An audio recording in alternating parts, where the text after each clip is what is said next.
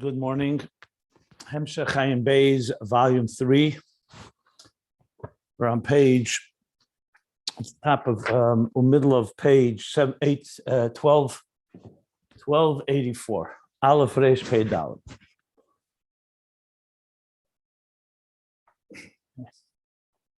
And just to sum up a little overview. So the central theme of Ayin Beis is interface. In the language of Kabbalah, Keser is the primary interface. Keser refers to the level of Ratzon. The first relationship between two things is that you have a desire for it. That's why you have the expression in Eitz Chaim and in Zohar and in different places in Medrash, Ola B'Ritzene. It arose in God's desire, Ratzon. And that Ratzon creates the first relationship between one entity and the desire and the desiree, so to speak. However, of course, it's far more complex than that, because Seder Shtalshelus is a complex series of steps that connects two opposites, a creator and a creation, divine and existence. And to do so effectively, the way that we can understand it, and also on our terms, not just that God can do anything he wishes.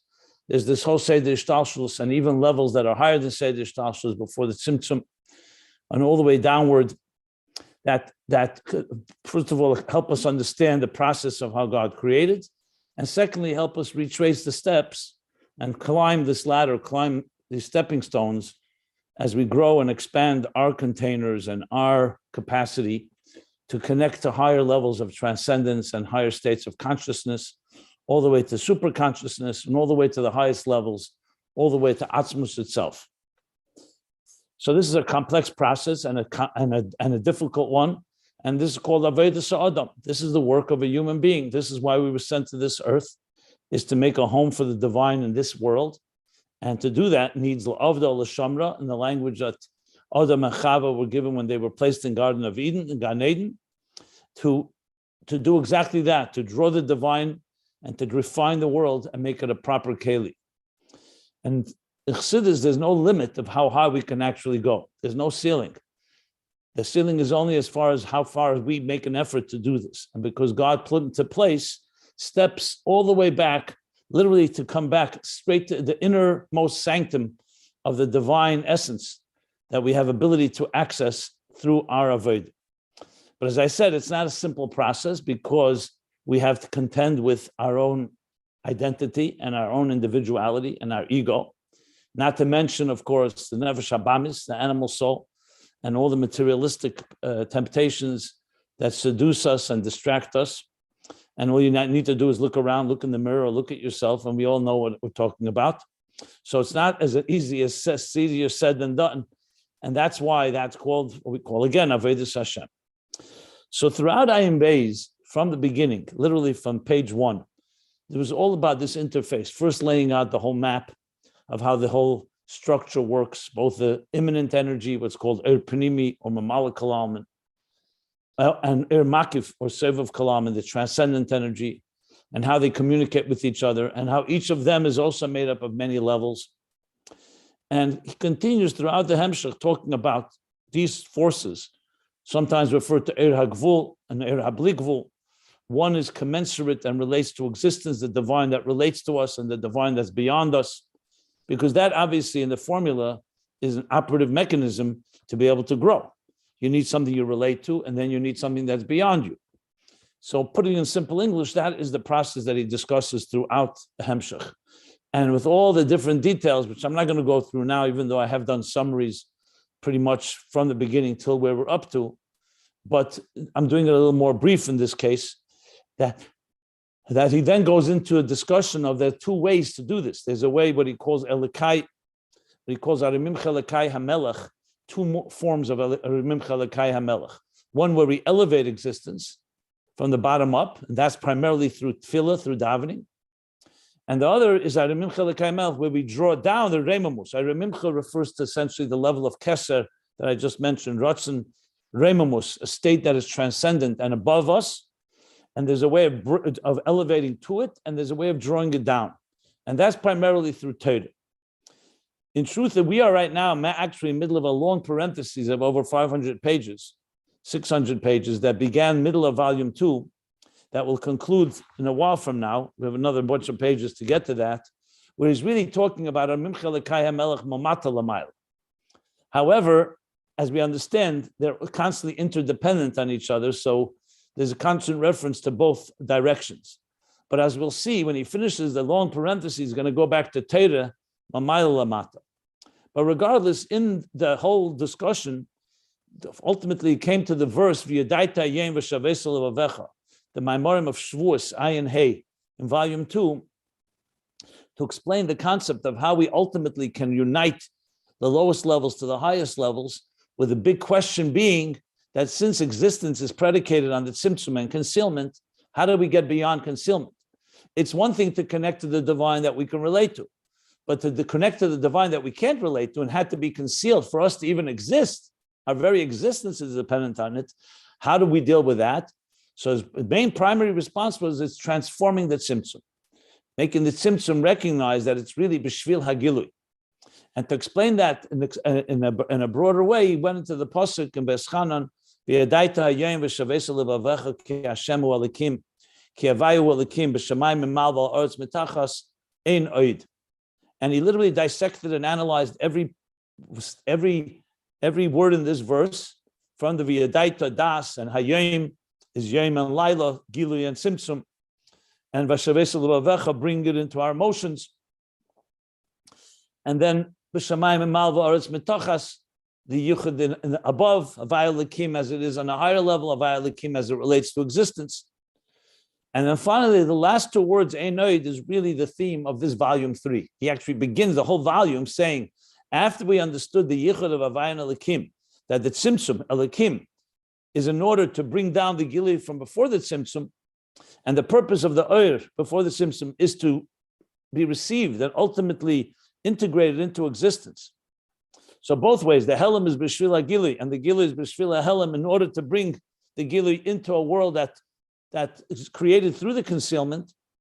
So then he says, but that's still, that the Gili is the primary force. Havaya and Elokim is now a Keli, allowing itself to be a channel for Havaya.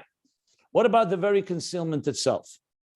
And that became the main focus here. How do you transform the very concealment itself? And that is the idea that the Kelim themselves are rooted in the Rishimu, which is rooted in a level that's even higher than the Oir, even the Oir before the Tzimtzum. It's rooted in the power of God, of Atzmus, to create something unlike himself.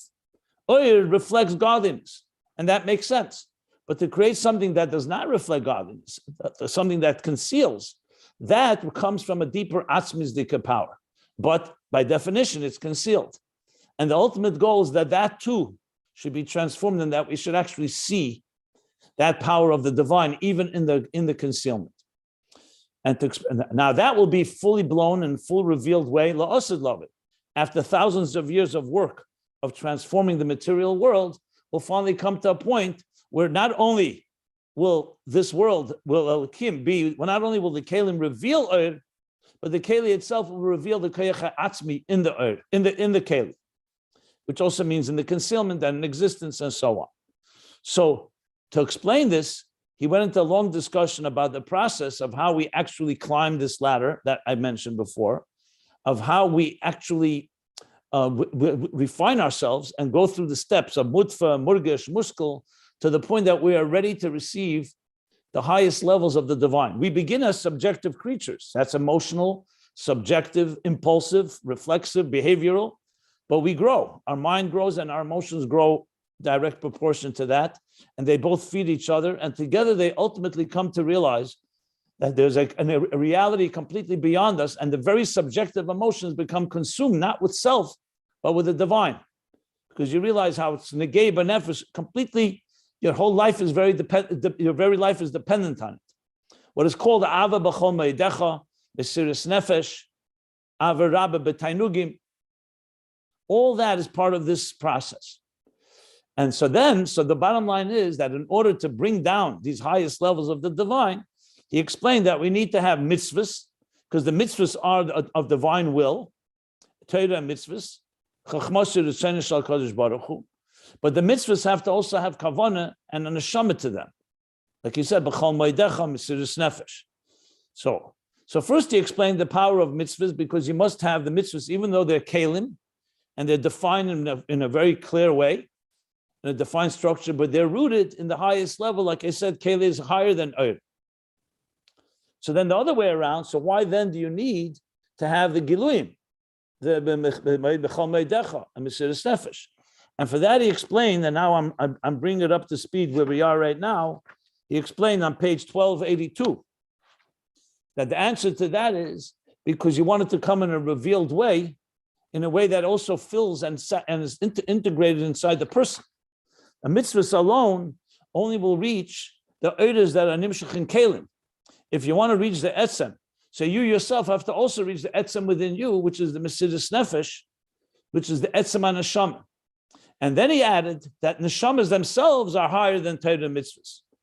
So therefore, to really reach higher levels, then you need the neshama, and the neshama, its avodah is necessary, and especially the avodah be'etzem neshama. And that's really what we're middle of learning right now.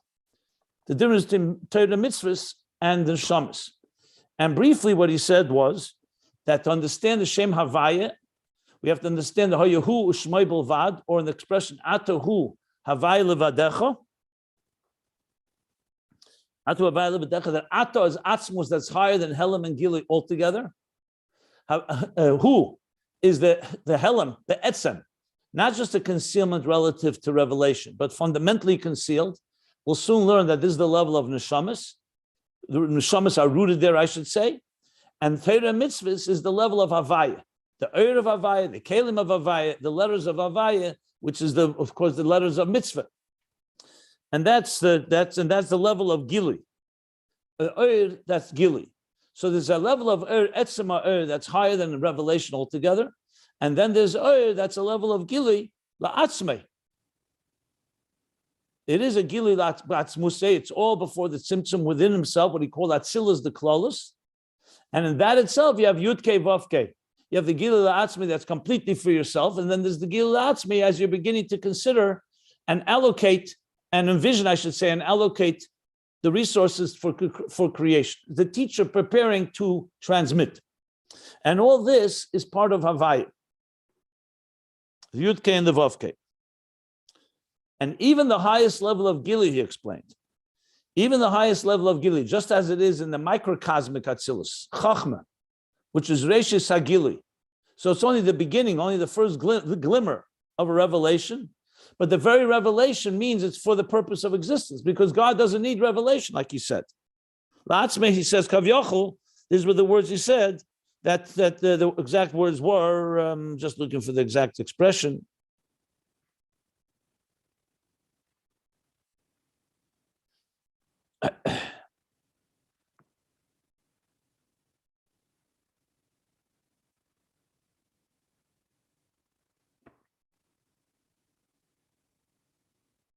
Doesn't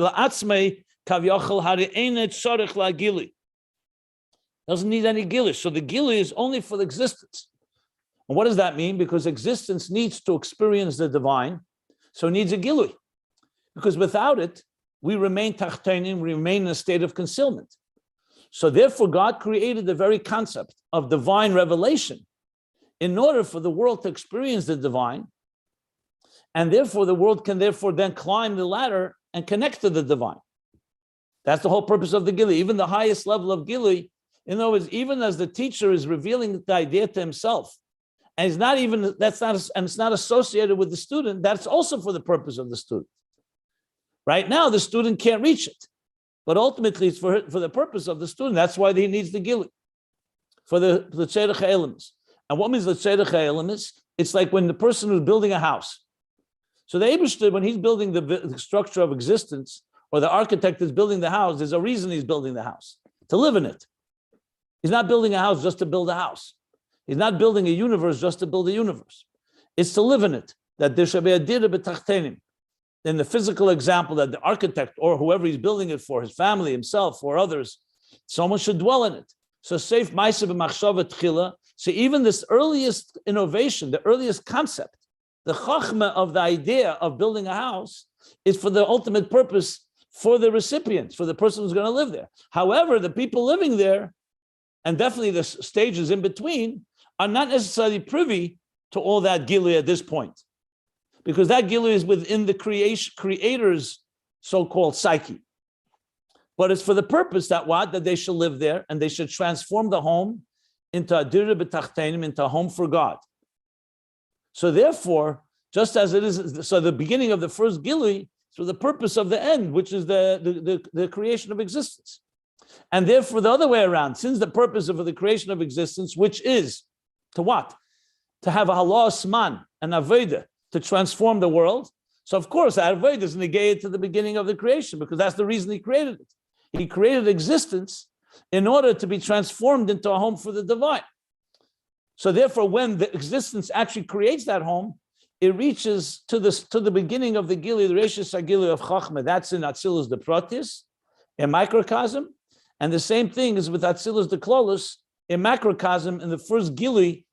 But this is all the level of gilui, which is Havaya, Shmoi, not the level of Hu. This is all the level of gilui, even though it's a gilui la'atzmei. That the avodah that we do, which is the whole purpose of why there was a gilui in the first place, obviously affects that gilui, because that's why he initially began the whole process, to even the first glimmer of the revelation. Okay. So and therefore so that's why we can say that Ishtalshlus, even though Ishtalshlus wasn't born yet, the building wasn't built yet, the home wasn't built, but you have the first glimmer of not of the home, of the revelation within the Creator. So that, since the whole purpose of it is ultimately that there should be gilui in existence, and that with that gilui they should work with their avodah, so therefore you could say that Ishtalshlus is there, Iskalus v'helam, all the way in that first stage, because for himself he doesn't need that gilui. It's for the whole purpose of creation and for the avodah of creation, halas man of creation. Okay, so not just the level of ispashtus reshad al klolos Ishtalshlus, but also is etzema Ishtalshlus b'chinas Iskalus v'helam. Right, good. Now,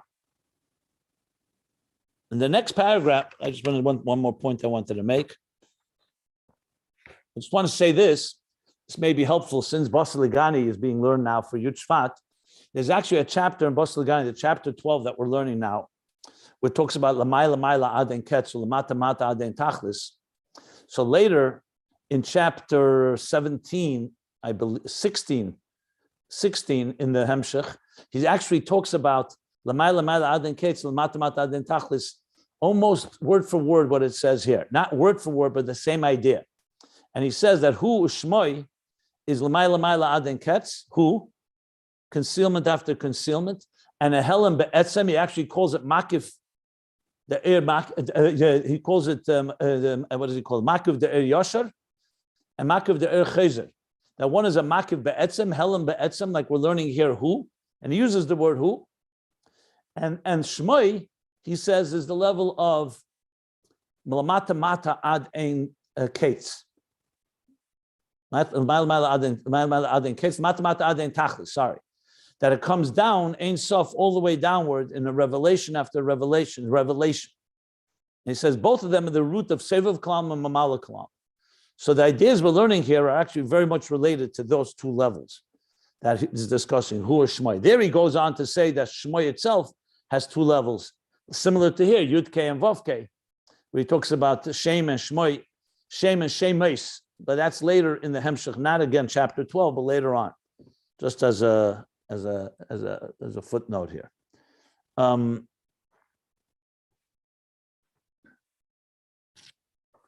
he actually gives an example there, if I recall, of the teacher who teaches an idea to a student. So they're the ideas that remain right now concealed from the student, but ultimately he's going to come to access them. All the way to Koi Inish Adaita the Rabbah. At 40 years, he comes to understand the Das of the Rabbah. Initially, it was concealed, but that's a concealment that's still Helam Shal Hagilui, like he uses here the expression. It's a Helam commensurate to the revelation. This is more the level of Shmoi. And then he says, Makif of Chayzer is a Helam Be'etzem that's never concealed, that's never revealed. What he's going to compare there to the Oitzer, to the treasure that remains concealed. And the only time it's revealed is for Nitzach and Hamalchama. When there's a battle and there's a challenge and there's an enemy, that's when it's revealed, as he explains later there. And here too, we're going to learn that ultimately the Helam Ha'atzmi even can be revealed, but through very serious Avodah.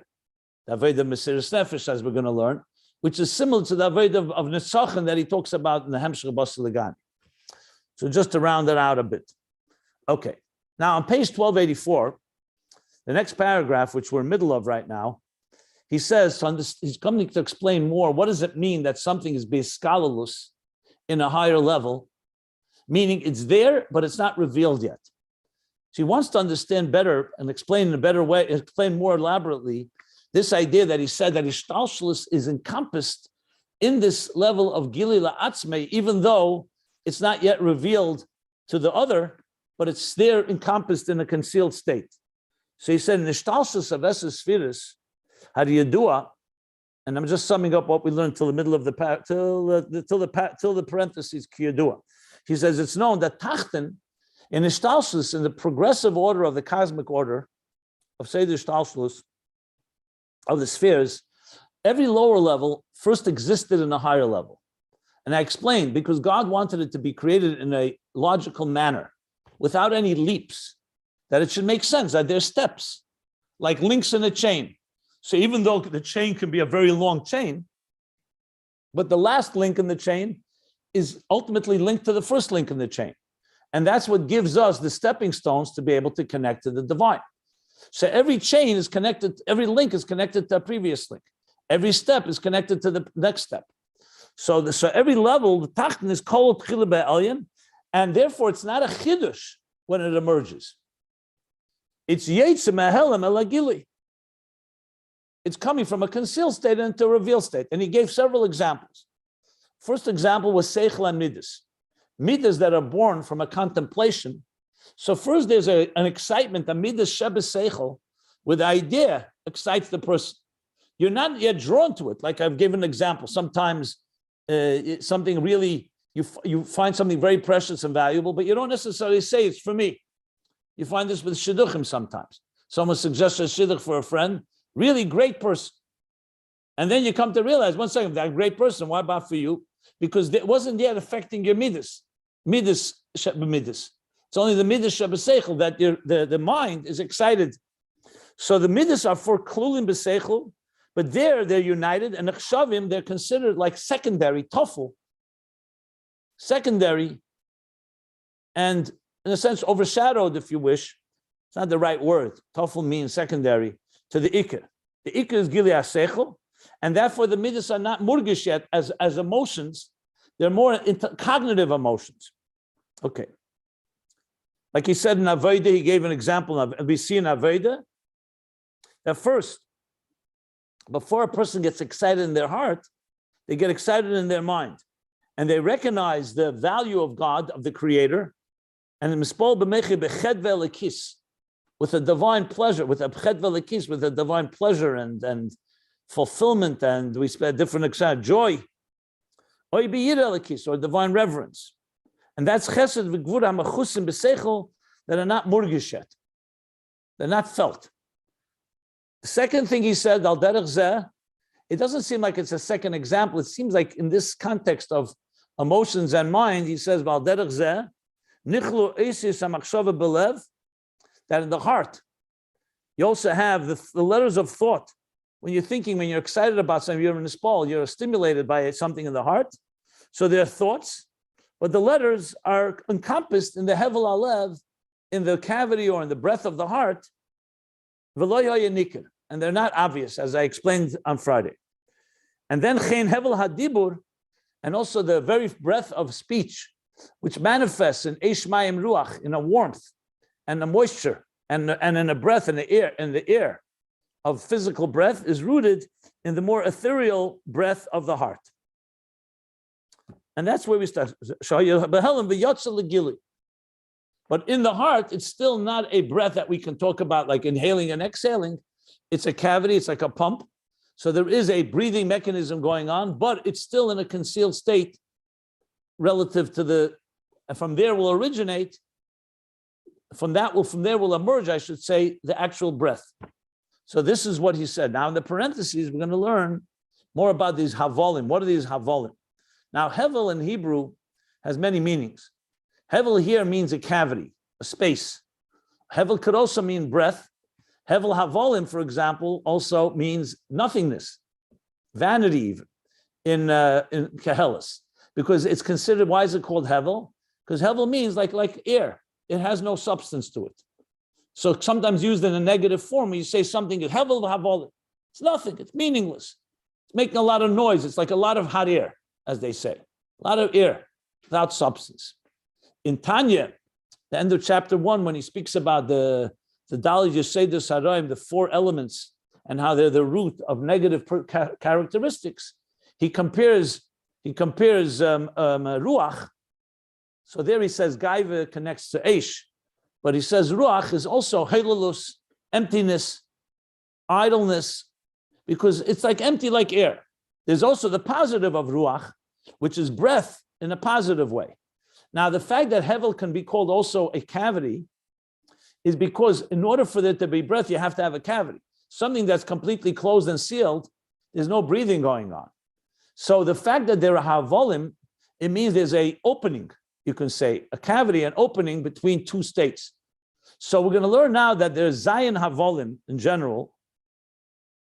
Zayin havolim mostly refer usually to the 2 eyes, which are havolim. If the eyes were completely sealed, we wouldn't see. There's the 2 ears, so again, cavities, and there's the 2 nostrils, and there's the mouth. But for example, the forehead, in the language of, we learned earlier, metzach, of Ak, forehead, there's no cavity. It's just a concealer. The glow of the face can glow through the forehead, but you can't call it an opening between 2 stages. The 7 cavities I just mentioned are very clear. Sometimes they're called 7 sha'arim. When you say sheftim v'shetrim titn lecha b'chol sha'arecha, that you shall appoint judges and police and law enforcers at all your municipalities. But the word is sha'arecha, your gates. Says the Sif Seikayin on Torah, on the Posuk, and Tzemach Tzedek brings it, the Rebbe brings it in a number of places, that these are referring to the personal sheftim v'shetrim, that you shall appoint gatekeepers that protect your gates, which are your 2 eyes, what you look at and what you're allowed to be yourself to see, what you listen to, your ears, what you smell, and what you speak, or what you ingest, what you put into your mouth. Because remember, only these 7 gates are the only ways we interact with the world around us. If a person closed their eyes and their ears and their taste, touch, and smell, all their senses, the 5 senses, which have 7 cavities, we would not interact with anyone around us. We'd still exist, but you would be like a locked city. So what is a gate? When Yerushalayim has a wall around it, the gates allow something to come in and to go out. The same thing, psychologically speaking, the gates are allowing us to go in and out, what goes in and what goes out from your life. I remember when the Rebbe spoke, I think it was in the summer 1977, Tav Shalom and Zion. The Rebbe then began speaking sichos to children as they were coming back from camp or they came to visit the summertime. So Sheftim is usually like close to the end of the summer camp. And the Rebbe spoke about it to the children in the very practical balabatish words that you are given the power to be you should appoint gatekeepers to make sure that whatever you see, whatever you listen to, whatever you smell, taste, and touch, well, touch is not one of them, actually, in the context of sha'arim, is the 4 senses I should have mentioned, not 5. Those 4 things, you should place gatekeepers and watch, because you have that right, you have the ability to control everything that goes into your irktan or zehaguf, the small city, the city of microcosm, which is your body. And that's why the breach of the wall of Yerushalayim is such a serious thing. Both the siege on the 10th of Tevis and the breach on Shivos B'Tammuz. Why? The destruction happened on Tisha B'Av. The wall is just a wall. No, but the wall is the protector. Once the wall is breached, once something enters your eyes, your ears, your taste, touch, I'm sorry, your taste and smell, then it's like it could be that is the danger. You don't let anyone get into the door. Once an enemy gets into the door, into the gate, there's trouble. So we have to protect the gates.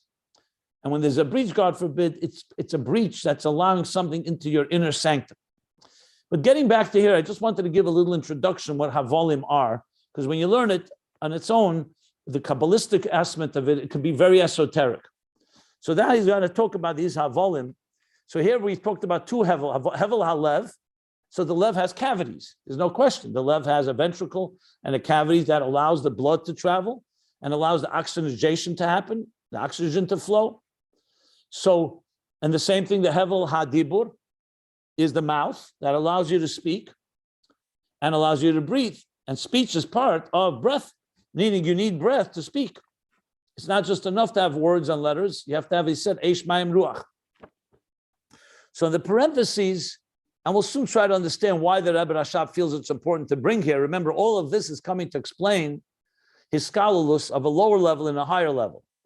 So it seems like somewhat tangential, but I would speculate that's probably connected to the understanding of the whole idea, but we'll see how. So I'm going to read now the parentheses on page 1284. The pages can be found at ayinbeis.com.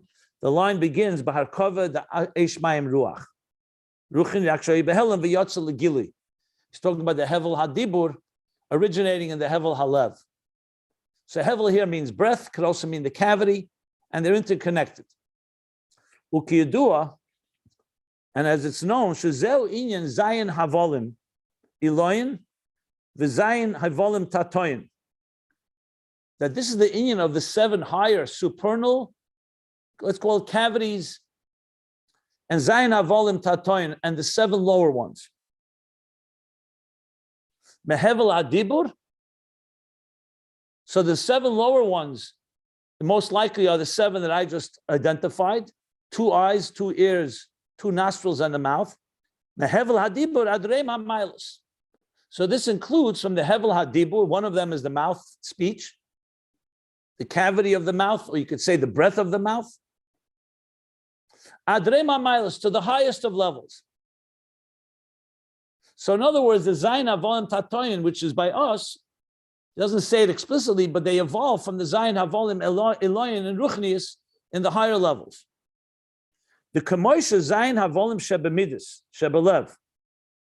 So now he's saying, also in the person, just as the 7 cavities in the midas shebelev, because there's 7 emotions in the heart. So they're nikroim zayin havolim eloyin. They're called the 7 higher havolim. Why are they higher? Because they're more ethereal than the physical cavities of the face.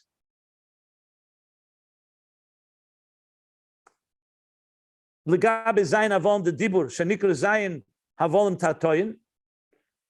I have to correct myself because now it seems like he's saying that in dibur there's zayin havolim. That just like there's 7 havolim in emotions, he's saying zayin havolim the dibur. I'm not sure. This I need to look up because I don't recall seeing anywhere what are the 7. I was assuming that he talks about the havolim, like I said, the eyes, the nose, the ears, and the nose and the mouth. But it could be there's something in dibur as well.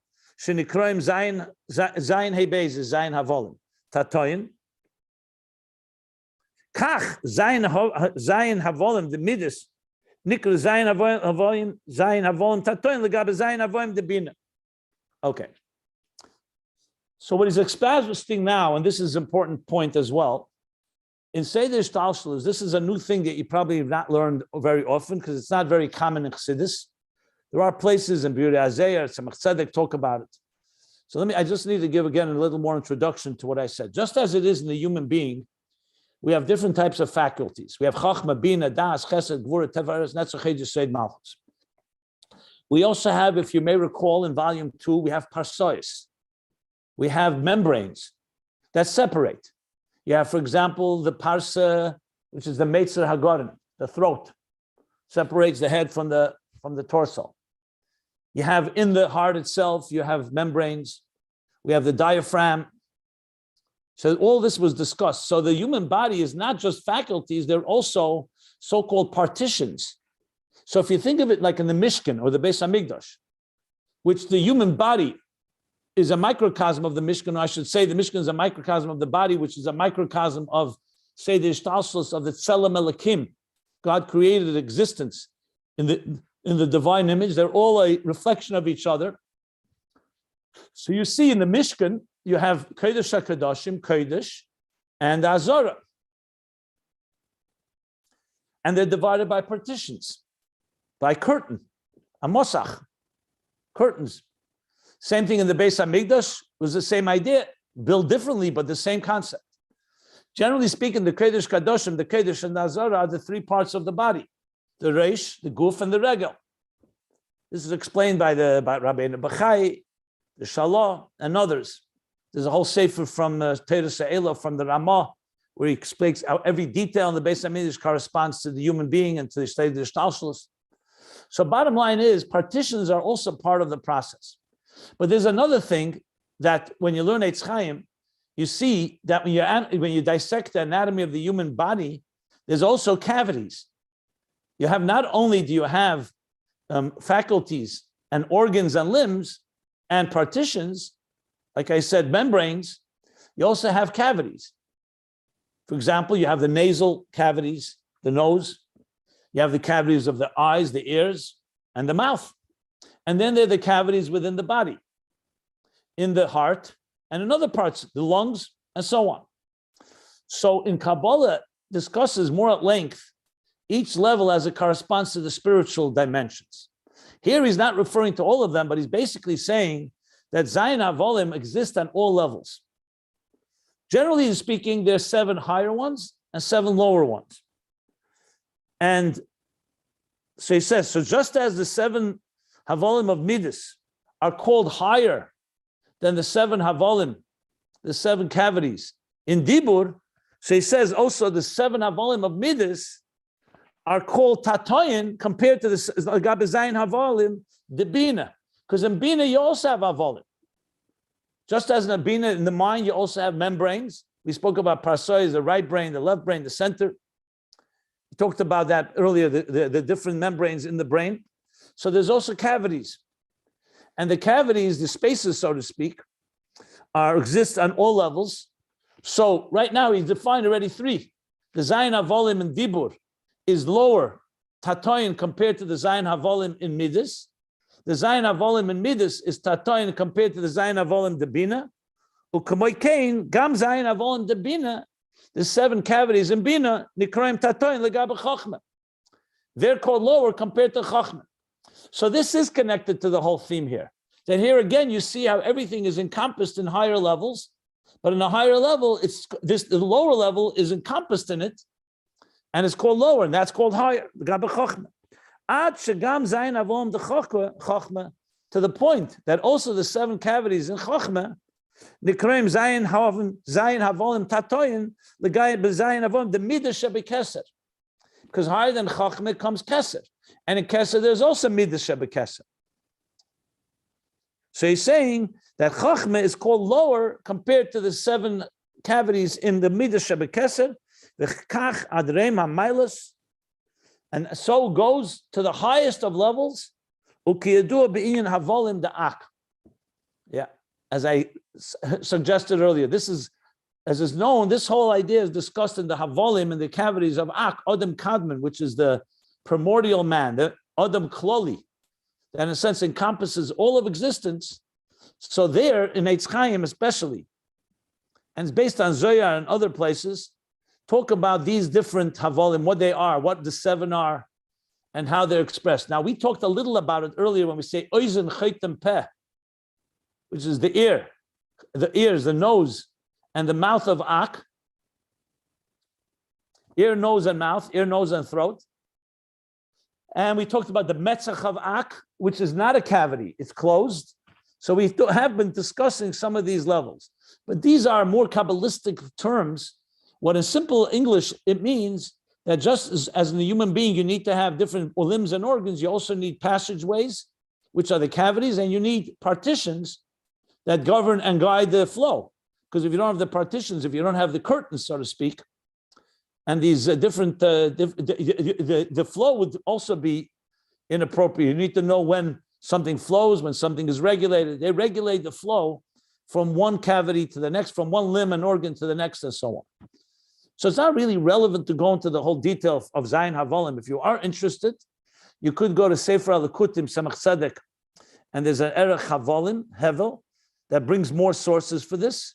And if you're interested in learning Eitz Chaim talks about it in the where he talks about the Shar Drushi Iguli Ak, Shar Drushi Ak, when he talks about Adam Kadman, as he just says here. Kedubi and Havolim Da'ak. The relevance to us, frankly, is basically one key point, that all levels in Ishtalshlus and Esesphiris are encompassed in higher levels. So whatever you find in a lower level, in a higher level, will ultimately emerge in a lower level, and vice versa. But in the higher level, it's concealed. You can't call it a davar chadash. And this is vital because that creates the common denominator between all these levels. There's something in common between them. Yes, one is higher than the other, but they all exist in the higher level, and from there it merges into a lower level, and so on, all the way through Seder Ishtalshlus. Okay, let me stop here in case anybody has any questions. And he's going to continue this discussion of the Iskalus till we get back to the point he wants to make regarding the level of Shmoi and mitzvahs and so on. Any questions? We can relate the whole thing to the bracha we make after using the restroom, so to speak. It could be in the Colin. It's amazing. It even goes down to that level. Yeah, sure, correct. And everything is divine. The very hevel, even though you could say it's just a cavity, it's just an opening, but without it, we wouldn't be able to exist either. So it's all part of the process, because Seder Ishtalshlus requires, as I said, not just components. I mean, technically technology.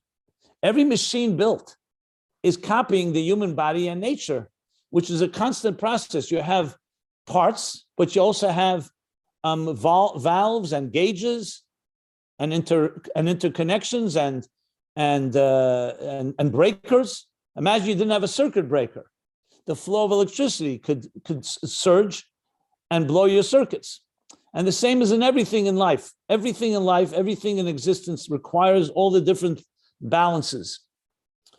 That's all part of this process, yeah. So I always wondered why it was such a long bracha. Now I'm like, understand. Okay. Ukamoi shahamidis klulin behelim besechel, continuing after the parentheses. And just as this is why I'm feeling, since he's going back to the first example he gave, midas that are encompassed in seichel, so it sounds to me that everything he spoke about was an extension of that, even though he did go into the letters in the heart, the thoughts of the heart, and into the hevel of the cavities and the breath. But now he's going back. And just as and similar to the fact that, similar to the way the emotions are first encompassed in seichel. And remember, we're not talking about natural emotions. Natural emotions you're born with. We're talking about emotions that are born from intelligence. So just as they were encompassed, first concealed in the mind, in the intelligence, kamoi kain, yesh iskal is the seichel, b'lamaylam ha-seichel. So too, our cognitive faculty, our mind, is also encompassed in that which is lamaylam ha-seichel, which we sometimes call superconscious or higher than seichel. V'hainu, and what is that in the language of Chassidus and Kabbalah? B'chinas rotzen v'tainug shenivdolim be'erech min ha-seichel. Rotzen and tainug is the level of keser, rotzen being the lower level of keser, arich ampin, and tainug being the higher level, atik yemen, atik. So even though it's rotzen and tainug, which is nivdolim be'erech, it's relatively separate. When you want something or you have pleasure in something, it's not necessarily a rational, logical thing. Nevertheless, because seichel will emerge from there, it encompasses in some concealed way also seichel.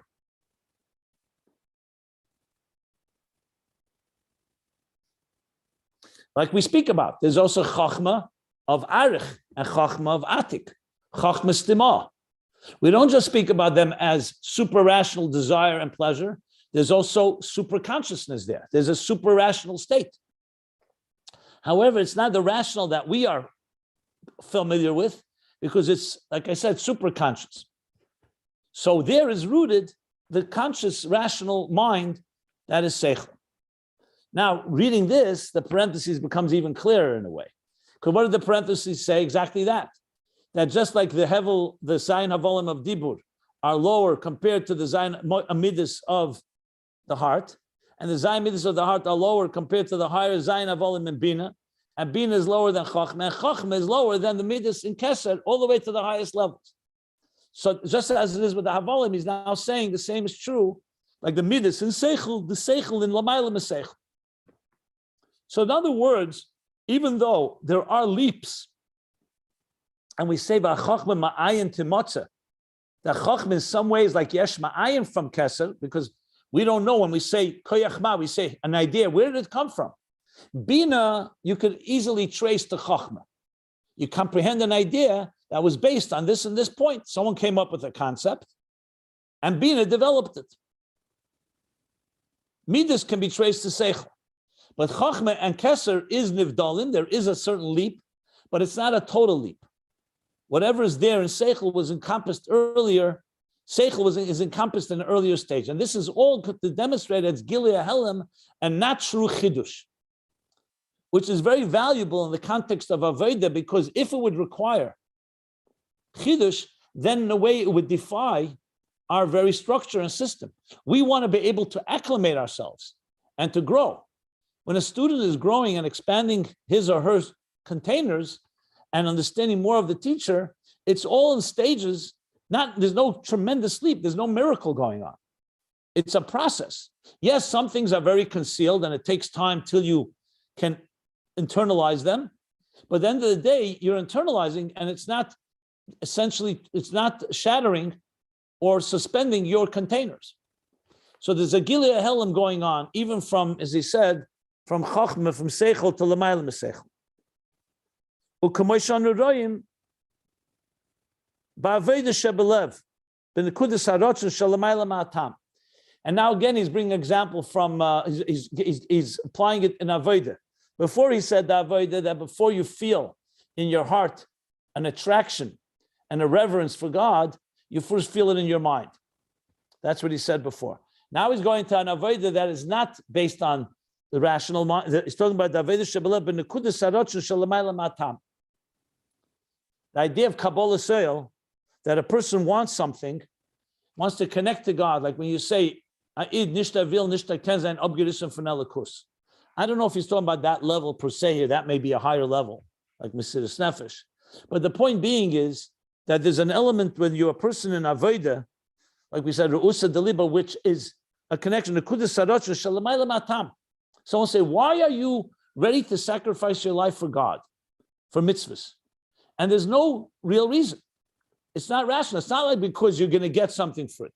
Usually a person, I give something because I receive something. But when there's the Nekudas Harotzen, nevertheless, even then, the Mekom Mokim Yesh B'zeh Tam L'Rotzen, even there's a reason. But it's very concealed.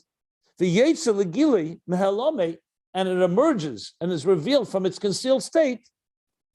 Afterwards,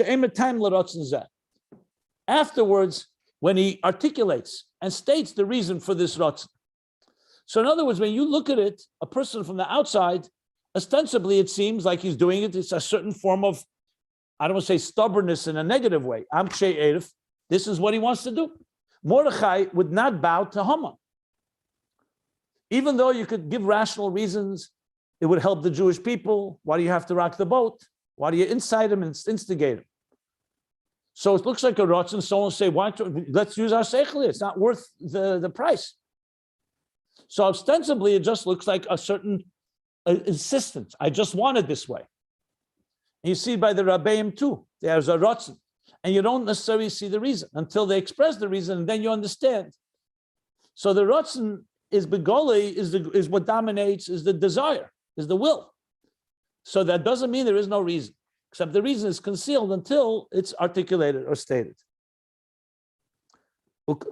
So now he's going, so therefore we see now as well that seichel is also encompassed, scholars the seichel b'lamayla ma seichel. Then he goes higher even.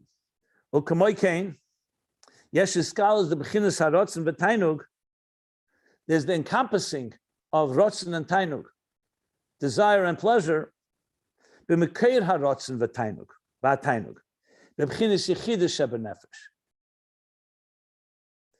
In the source of the desire and the pleasure. So now we're going into a state that's even higher than rotzen and tainug, and he's calling that the state of yichidas shebenefesh, the core of the nefesh. The misham yetzer kol rotzen v'chol einig v'dover ma. From there emerges every desire and every pleasure in any matter. So rotzen and einig is here a state of revealed desire and pleasure. What's not revealed is the seichel within it, the reason, initially. Now he's talking about something that's altogether beyond even revelation. In Yechidas Shebenefesh is the root, the source, and from there emerges every Ratzon and Einig. So there you think, okay, so Ratzon and Einig is still a lower level. It's encompassed as well in Yechidas Shebenefesh. Now, he doesn't explain this really in detail, or at all, frankly. So I feel the need to give some explanation what this means. Because he's going to, here he's being very brief, and it could be, as I've speculated a number of times, maybe the Rebbe Rashab, when he would have gone over this again, may have elaborated, or maybe not. But let me just explain it a bit, because this goes back to a theme I've talked about a number of times. That's why it's critical that this can't be discussed mechanically or mathematically. This isn't just semantics, that every level is included in a higher level. The higher that you go, the more abstract and more ethereal and sublime is that level. Because you have to remember, when we start our process of growth, even intelligent growth, we start with a very material world. Everything is tangible. The table, the chair, your body, other people. However, the intelligent journey, you can call it the scientific journey if you wish, is to try to understand what makes things tick. What are the forces that we don't see that define existence? So we seek out those forces. Now, these include today the elements, whether it's hydrogen or oxygen, all the other 100 and some elements.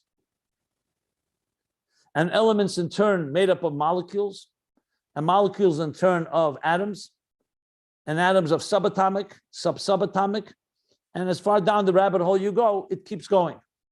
And we don't even know where it ends. So the deeper you go into beneath the surface, you realize that the real definition, what really makes this world tick, are forces that are invisible. And there you can't quite quantify them and measure them as you measure the outer dimensions.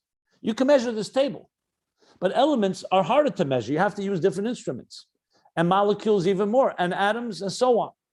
So the deeper you go into the very building blocks of existence, the more invisible it becomes and the more ethereal and not tangible. You can't measure it quite the same way. Why is this vital to state? Because we're so accustomed to looking at things from the outside in that it's hard for us to see it from the inside out. But remember, God created it from the inside out.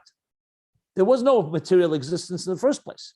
Everything began not just from an ethereal state, from something that was altogether not a state. We talked about levels that are not even called awareness, consciousness, revelation. You can't call it even Metzias Nimtza. You can't even say it exists. Atzm was built in Metzias Nimtza, a non-existential existence. The only thing you can say, it doesn't exist like anything we know exists. And from there, everything emerged. So when you go from that process, there you're going from something that's completely shapeless, seamless, doesn't have any identity. And then the Eibishter, in his infinite capacity, has the ability, precisely because he's not defined or identified in any way, he's also not defined by non-definition. So therefore, he can create definition. In the words of the Avodas HaKodesh on the lower level, Kishem sheyesh lekoichi bebilti balgvul, just as he has the power in the infinite, kach yesh lekoichi bigvul, so too he has the power in the finite.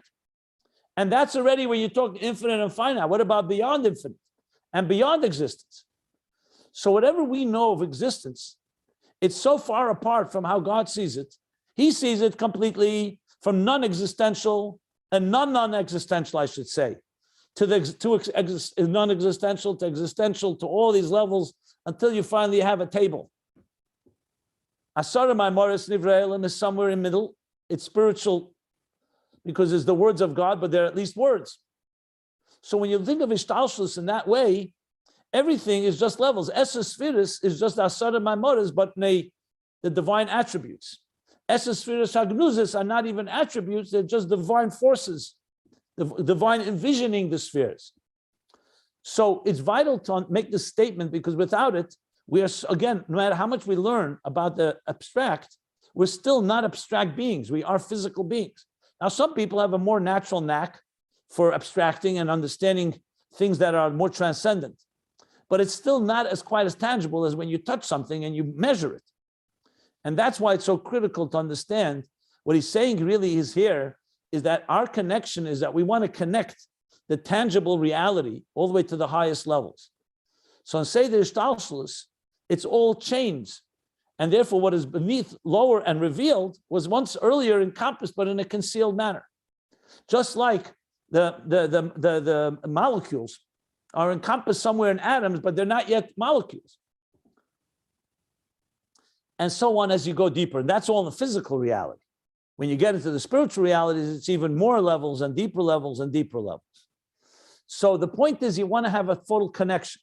At the end of the day, science cannot connect the ethereal levels of subatomic, microscopic quantum mechanics with the physical reality outside. We can manipulate it, you can use it. But in Chassidus and Torah, the goal is to connect all these levels, that they become integrated as one, Hashem Echad, that the highest non-existential ultimately will be fused and merged with the most existential as we relate to it in existence. So basically what he's saying here is that every level is encompassed in a higher level, but it's a concealed state. So now to go back to this point, midas within Seichel into which is higher than Seichel, the Ratzon and Tainug, and the Ratzon and Tainug, even the Ratzon and Tainug that we can consciously experience, in the root of Ratzon and Tainug, Yechidus Shebenefesh. What is it like on that level? We don't live there. We don't dwell there. That's why it's hard for us to talk about. So we go through Yedias Hashlila, we negate, we say it's not revealed desire and pleasure.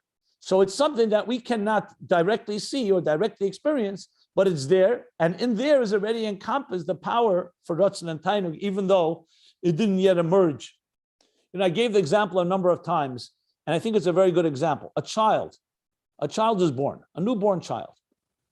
Everything that this child is going to experience in life, I'm not talking about circumstance, I mean from within the child's faculties the child has. The child's not going to grow a new brain when the child turns 13 or 20. It's the same brain, it's the same emotions, it's the same body, and it's the same psyche and the same psychology and the same soul. So when we say a human being is born, ein adam beloy bayis or beloy karka, a person is not complete without a home. Ein adam beloy isha, a person is not complete without a spouse. Now, a newborn baby not only is not conscious or aware of it, doesn't even know of this concept altogether. Maybe it does in some completely super conscious state.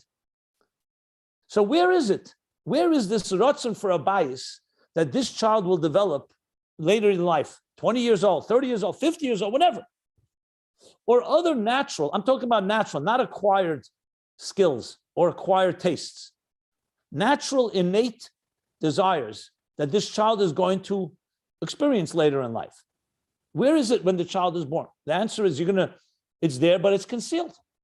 It's completely concealed, even to the child, to everyone.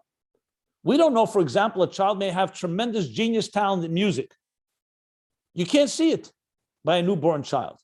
You'll only see it maybe at some point, even early on, with certain things that the child does or says or plays, etc. So my point being is that we're constantly exposed to things that are encompassed in a completely concealed way, except it's not easy for us to wrap our heads around it. Because how do you speak about something that's invisible? But there's no question it's there. If it emerges later, it means it was there.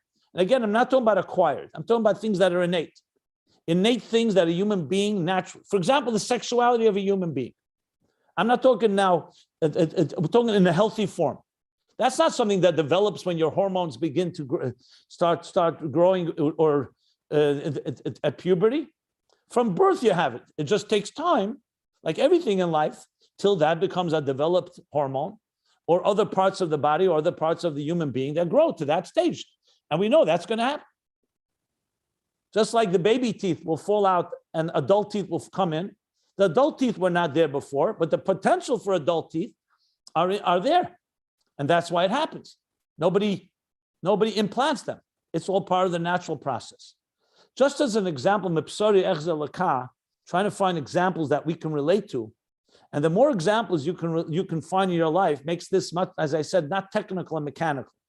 It makes it far easier to relate to because it's all around us. So the same thing is when you want to acclimate yourself to deeper spiritual ideas, but the point is that every level is encompassed in a previous level, but it's concealed. That's the punchline of what he really wants to say here. He's using these examples because the Rebbe Rashab is not, this isn't beginner's chassidus. The Ayin Beis is like for the advanced of the advanced. We're climbing the highest mountain of chassidus here. So he's not assuming, he's hoping that when we learn it, we know this or it'll be explained or we'll delve into it. But the Rebbe Rashab is saying it naturally because this is on the back of his hand. He's familiar with these levels, just as we're familiar with this physical world. He's familiar with these deeper spiritual levels. Even more than the Havla physicist knows quantum mechanics or the microscopic world of subatomic particles. So, and I'll add one more thing since I'm already giving this whole elaboration. It goes further. When a person does begin to understand the forces that are invisible forces that shape things, it's not that just you have more awareness and you're closer to the truth and you're smarter than others. You actually can shape reality in a better way. Because it's like two people, someone who, let's say there's a problem, and someone who does not train the eye tries to solve the problem, they don't know what the real root of it is, they may cause more problems. Someone who's a trained eye and understands that this problem is rooted somewhere, so understands what you need to do, what the intervention. That's what an expert is. When someone who understands the deeper levels than the ones that we see ostensibly and physically, they also can give us guidance, like a visionary that can tell us what it's like from the vision level and gives guidance. Whereas most of us living on a superficial level and a shallow level only see things, we see the tip of the iceberg. That's all. We don't know what's going on beneath the surface. So the learning of Chassidus and understanding these deeper levels is actually helping us, not just with awareness, but actually to deal with things at a root level. Just as when you see somebody, let's say psychologically, someone comes to see you and they're coming to get advice, they have an anger problem, or they're having other issues in their shalom bayis, in their family, or in other situations. Now, of course, a person's subjective can't usually see see deeper than their own nose, their own subjective myopic perspective. But someone who's trained and objective can start understanding and looking, 1 second, where's this anger coming from? It can go back for years, all the way back to trauma in early life. It could go back to a parent that always reacted in angry ways. So it's deeply rooted in things. It's not visible. It's invisible. Nobody can see it. We don't know what a child was like once this person's an adult. We don't know what the life is like. But by probing and by asking questions and by studying and evaluating someone, you can learn the invisible forces that are shaping them right now and then intervene in a proper way. And the same thing is in Aveda and Ruchnis. When the Rebbe tells us Mashiach is here, if we're on the threshold, all we have to do is open our eyes. You're talking about a trained expert on the highest caliber of understands spirituality, understands what it means, Avedas HaBirurim, the work of refining the world, sees with his own eyes that the world is refined and ready to receive the Geula, and is letting us know as a gift what reality is like. The fact that you don't see it is because we look with very fleshy eyes and we see things on a very surface level. If you open your eyes and you start looking deeper, you can start seeing it as well. So this is essentially the whole point of learning Chassidus, is you're coming to learn about deeper realities that are shaping our reality. We're not just talking about you're a spiritual guy or a spiritual person just looking to find some high, feeling high and elevated because you like transcendent thoughts and ideas. It's actually understanding what the forces that shape you and life and connecting with them and having them inform us instead of us informing them, because that's what's going on. Our physical lives define our spiritual lives, when the truth is our spirituality should define our physical lives. Who you are should define what you do, not what you do should define who you are, as I often point out. So all this is coming to understand, and we'll soon see how mitzvahs do that for us. Mitzvahs reveal the purpose within everything in existence. It reveals the eris within the kelim, and it reveals every level that's as the lower level is encompassed in it in a higher state that's concealed. It reveals the concealed, basically. That's what we're getting to, just to put it in context of where he's ultimately explaining Shmoy, Hayahu Shmoy, Shmoy Havaya, what Havaya is about, and why Torah Mitzvahs relates to Havaya on their own. So,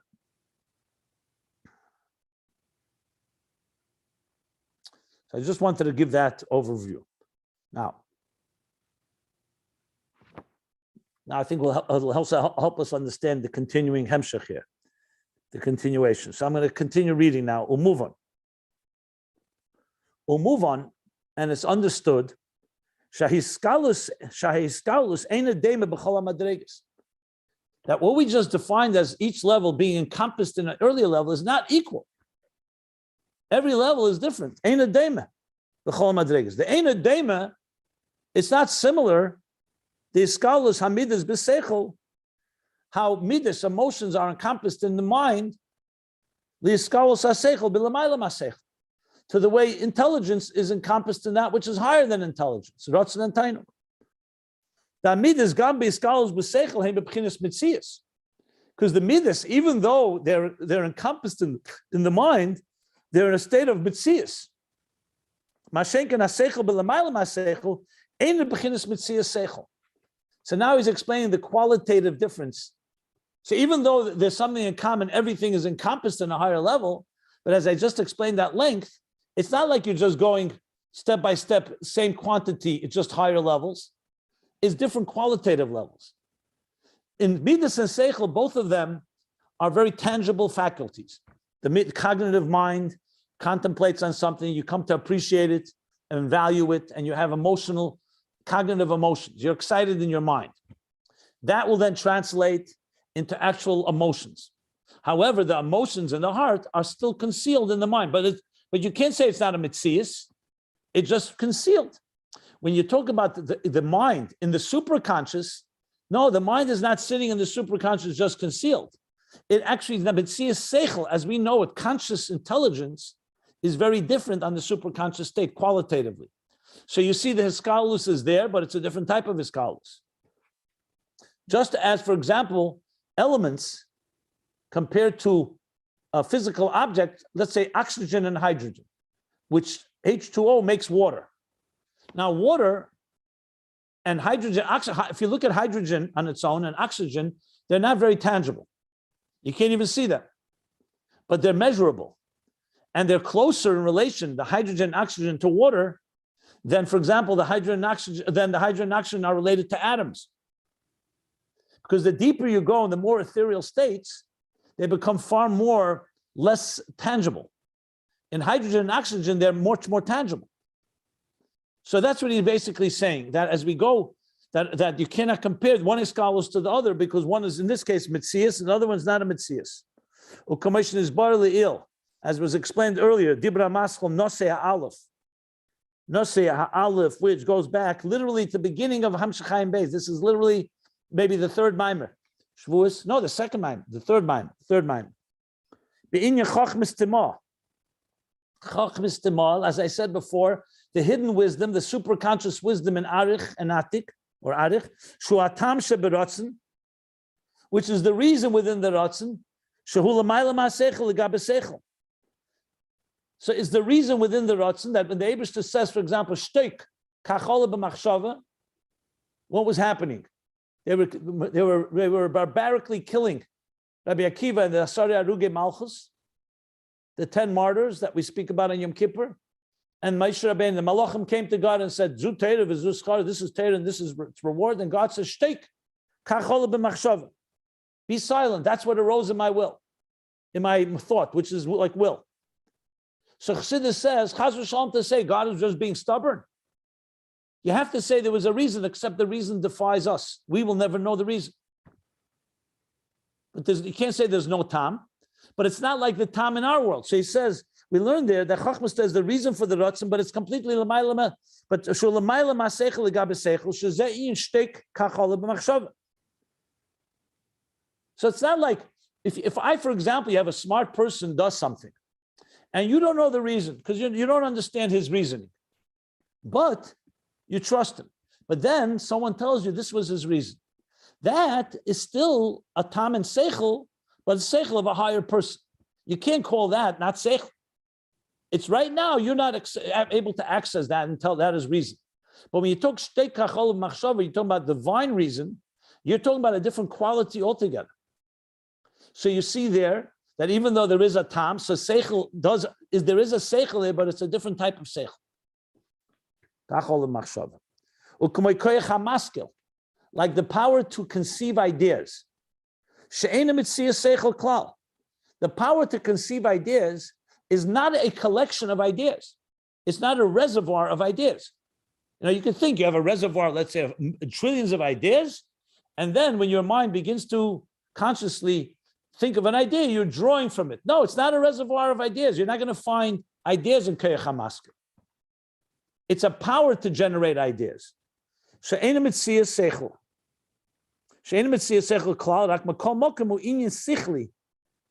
Nevertheless, it's the Koyach HaMaskil, it's not the Koyach HaMidas. Nevertheless, what it generates is ideas. So it's in the category of the cognitive. It's in the category of conscious, except it's not yet a tangible idea. Commission is barely ill, as was explained before, and a number of discourses. Yes, this was discussed both in Nosei and quite a number of times in Ayin Beis. My memory, at least 5 times that I remember, where this was pretty much elaborated on in volume 1 and volume 2, volume 1 and 2. And now he goes even more abstract. So this is seichel and lamaylam is seichel in rotzen. What about the rotzen and lamaylam rotzen yichida? That's not even an active desire.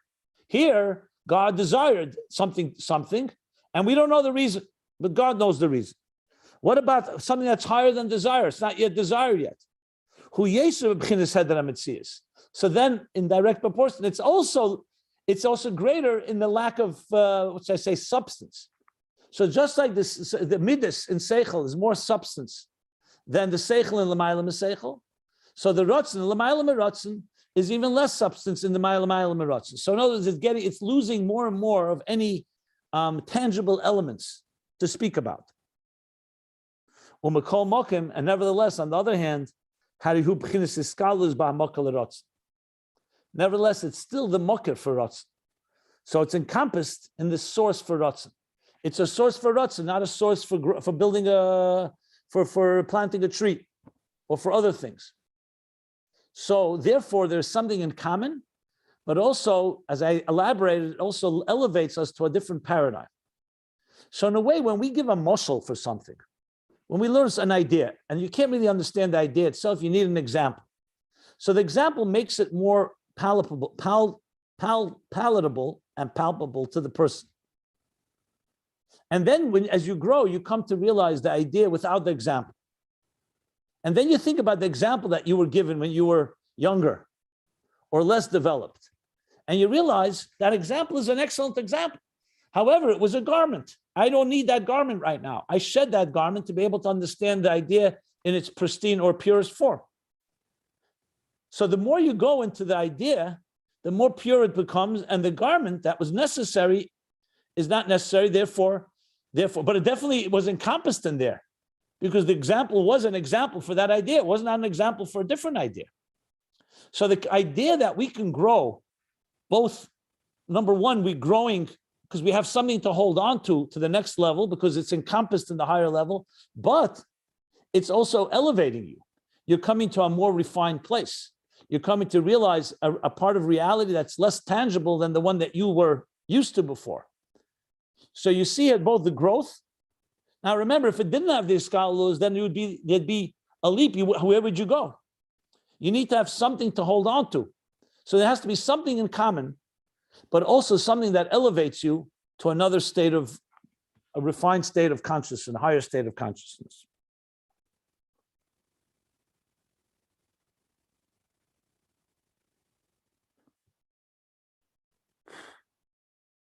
Let me stop here. Does anybody want to ask any questions? He's going to say some more stuff, but I see it's maybe a little also, but let me stop here if anybody wants to ask him. Yeah.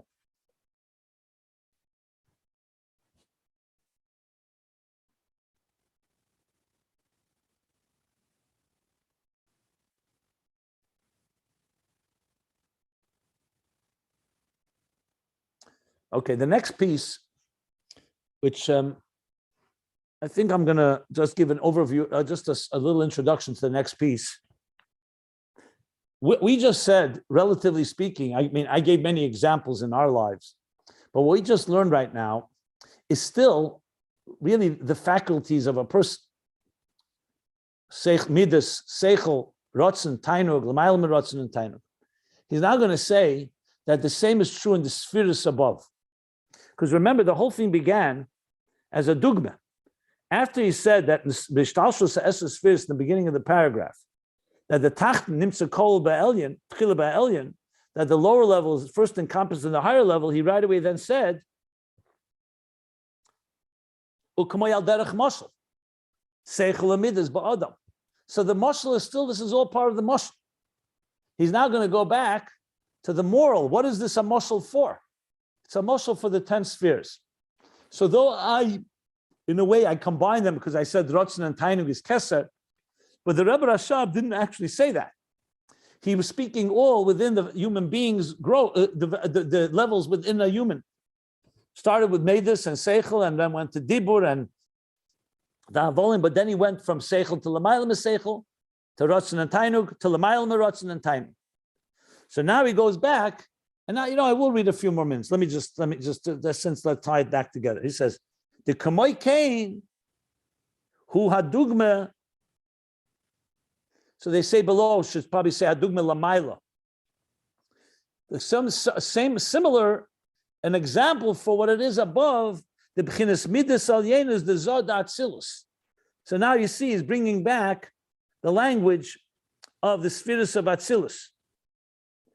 That the midas alien is the supernal midas, not the midas ha'adam. Till now we were talking about the midas ha'adam, that it goes through all these, and it's encompassed in the higher and higher levels. But the midas alienis, the zod atzilus, of Zohar Ampan of Atzilus, the higher midas of Zohar Meklulim b'chinas habina, are encompassed in bina, which is meichin, shezein hamilui d'shem sag. Okay, in Kabbalistic terminology, this is the milui of Shem Sag. Yud Kei Vav Kei, milui heyin. When you write the Yud is 20. And then the Hey is Hey Hey, and the Hey Hey, the second Hey. And the Vav, I believe, so what do we have? 20 and 10 and 20, that's 40. And the Vav is 12, Vav, Yud Vav, I think. 10, 12... maybe of Yud Vav, Hey, Hey. Yud is 20. Hey, Hey is 10. That's 30. The other Hey is 40. 23. So the Vav is 12. I forgot how it works exactly. I think the Vav is not Vav Aleph Vav. Maybe Hey Yud.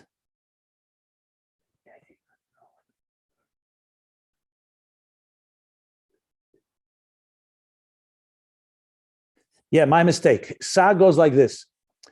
The Yud is 20. The Hey Yud is 15. The Hey Yud is 15. That's 30, and 20 is 50. And Vav Aleph Vav is 13. That's 63. So the Mili of Yud K Vav K in Sag is Bina. And why is it a Milui? Because the Midas included in Bina is the Yud, is how it's all encompassed in the Yud K Vav K of Bina. So that's the Midas of the Midas as they're encompassed in Bina. So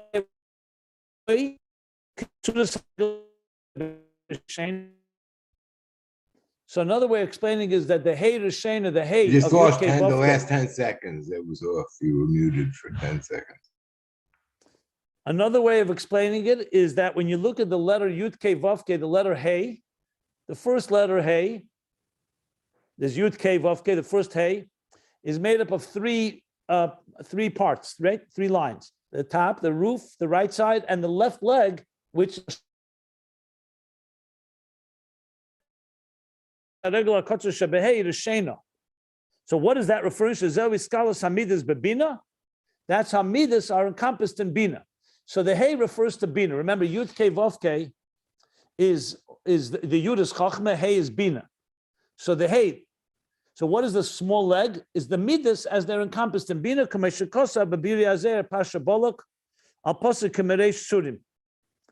Yeah, we learned this earlier as well. So this is Biur of the Mittler Rebbe, the Maimorim of the Alter Rebbe, the Mittler Rebbe gathered in Bolok. And L'kutei Torah in the second Maimer of Eila Maseh. So he's just giving us the Kabbalistic level of it. So it's two ways you can explain the Midas Shebebina. Either is the Mili D'Shem Sag,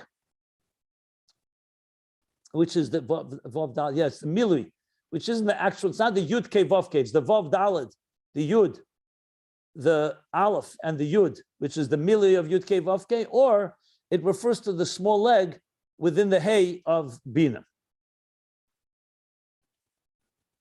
Ukamoy Kain, and so too Klulim, Hamidas B'Chachma. So the Midas are also encompassed in Chachma. Sheze'inyin Kemereish Tzurim Arenu. That's Mereish Tzurim Arenu. It says Mereish Tzurim. Mereish Tzurim is referring to Chachma. So bottom line is that the Midas Lamaila are encompassed in Bina and in Chachma.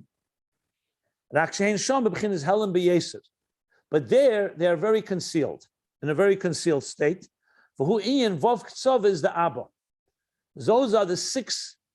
So Vav Ksov means the 6 edges or the 6 sides of Chachma, of Bina, is the Midas within Bina, and they're very concealed. V'chein Habina Klula b'Chachma, and so too Bina is encompassed in Chachma. U'kameshakasa be'idra zuta, like he says in Zohar, idra zuta Zohar hazinu. Hai Chachma says Pashit v'afik minei Bina. This Chachma extended, and from that emerged Afik Yotza minei Bina. From it came Bina. Minei means it was there first, and from it emerged Bina. U'kamoshin is barley ills was explained earlier. Dibra Masul Hashem Omra Machasa Ani Habeis, which is the end of volume 2. The idea be'inyan hovein b'chachma, that there's the hovein, the Bina within Chachma. And going higher, he's doing all these levels. Actually, he added a few levels. Before he just spoke about Midas and Seichel, and Seichel and Lamayla and Seichel. Now he also made Midas and Bina, Midas and Chachma, and Bina and Chachma. But now he goes, V'chein Chachma Klula b'Keser. So now he's using the word Keser. Like we said before, just as wisdom is encompassed in Lamayla and Seichel, V'chein Chachma is Klula b'Keser, Uk'may Shekosov, page 12, next page, 1285. V'achachma ma'ayin timotze. Chachma comes from where? Ma'ayin. What's ayin? B'chinas ayin de keser. That means chachma comes and derived from. So there was a chachma within keser. And what is the level? B'chinas chachma stima, chachma shebe keser. That's the hidden superconscious wisdom within keser.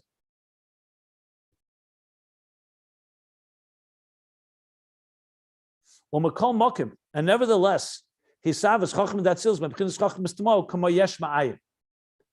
I discussed this before. Even though it is encompassed, it still now does have an element of a leap. That's why it's called ma'ayin.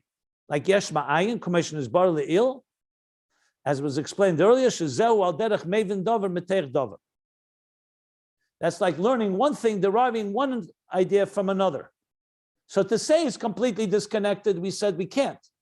But it's a bigger disconnect than the one from bina to chachma or midas to seichel. That's why it's called ayin. And it's like one idea teaching you another one. So there is a connection. One is a source of the other, but it's not a direct flow. Like the same idea that leads you immediately, that idea, the same idea has a cause and effect. Here it's dover meteich dover. That was discussed earlier. So it's something in common, but also a certain leap from the two, between the two. Ad gam b'chinas hakeser, shu b'chinas atik yemim v'arich ampin. Now he's going to the highest level. Like he said before, Ratzon and Tainug is encompassed in higher than Ratzon and Tainug. So he says, to the point that also Keser, which is the level of Atik Yemen and Arich Ampin, Shenikar Ratzon v'Tainug, which is called Ratzon and Tainug. Like I said, Arich is Ratzon, Tainug is Atik. Shalamayla Masechel v'Chachma Kaneda, which is higher than intelligence as known and as we discussed before. Gam Heim o Yibchinas Helam Ba'atzmus HaMaitzil. They too were concealed in the core of the emanator that's higher than Keser of Atzilus. Ad b'chinas ak, all the way to the level of ak Adam Kadman, shekel klolosei ishtalshus achrat tzimtzum, which encompasses the general ishtalshus, the general cosmic order, everything after the tzimtzum. So if you keep going, you come to Ak, that encompasses it all within it. And even further now, now he's bringing us back to Atzilus the Klolos, the macrocosmic Atzilus. Same thing with Erein Sof Pri Tzimtzum. The most extreme, the lowest level in Erein Sof before the Tzimtzum. Malchus the Ein Sof. It's as if we would say Malchus, the Malchus of Ein Sof. Why only as if? Because there's no real level there. But relatively speaking, it's already how the divine is beginning to have a gilui and ultimately envision existence. So that lowest level, that's Shir Atzmei B'Koyach, that's Malchus of Ein Sof. Malchus of Ein Sof, whereas God is envisioning existence, was encompassed in the core of Ein Sof. And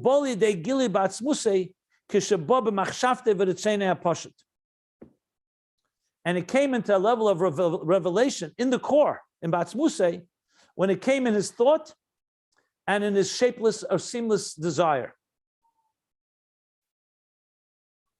So you see how far back it goes, all the way back to the highest levels. But he's going to soon say this is only the Gili of Ein Sof, not the Helam. And this is the summation of what he said.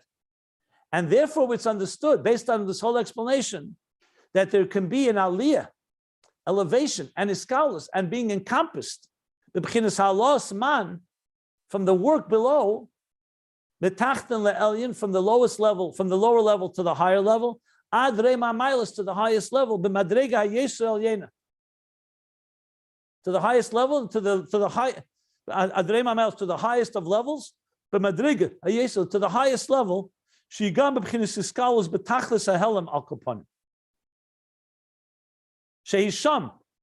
that it's there, encompassed, at least in utter concealment, but it's there. Because all the levels are encompassed in higher levels, so that even the highest you go to, ultimately has encompassed with it in a very concealed way, the lower levels all the way to the lowest level. So that's his explanation, and I explained this explanation as we went. So here I will stop, end of the paragraph, and then he's going to continue saying that all this is the Gili of Ein Sof, not the Helam Etzem, which is completely not Beged the Gili. All this is still a Gili Helam that you can reveal, and that's what mitzvahs reveal, as we shall learn soon. But we'll stop here by the end of this paragraph, and now Questions, please.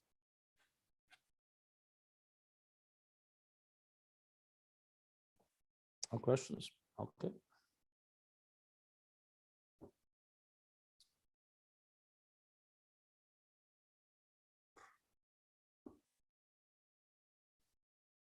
Okay, so we'll stop here. End of paragraph on page 1285.